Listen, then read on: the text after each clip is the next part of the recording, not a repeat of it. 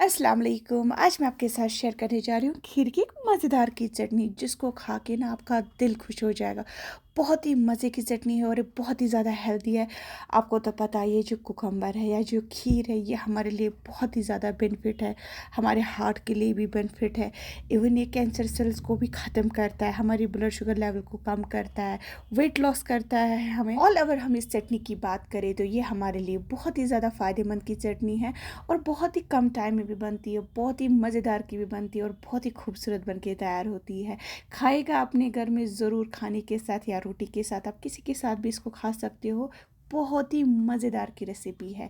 चलिए मैं आपको बताती हूँ कि ये जो मज़ेदार की रेसिपी है खीर की, और ये खीर की चटनी हम कैसे बनाएंगे अपने घर में अपने हाथों के साथ, बिल्कुल साफ़ तरीके से। मैंने एक बड़ा सा खीर लिया था, जिसको जो बाहर वाला साइड है उसको मैंने ग्रेट किया था। जो अंदर वाला इसका जो होता है, बीज होता है, उसको ग्रेट नहीं करना है।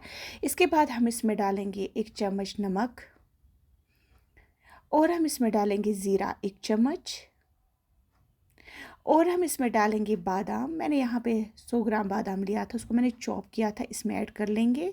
इससे इसका फ्लेवर दुगना हो जाता है।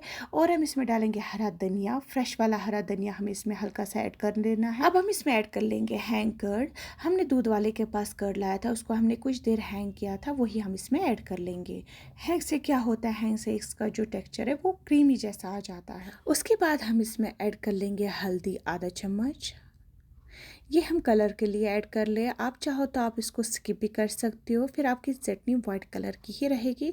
हमने इसको कलर के लिए हल्दी आधा चम्मच ऐड कर लिया, आप चाहो तो आप येलो कलर का फूड कलर भी इस्तेमाल कर सकते हो। इसलिए हमने इसमें हल्दी ऐड कर लिया, क्योंकि ये चटनी हम हेल्दी ही बनाना चाहते हैं, इसलिए हमने नेचुरल कलर का इस्तेमाल किया।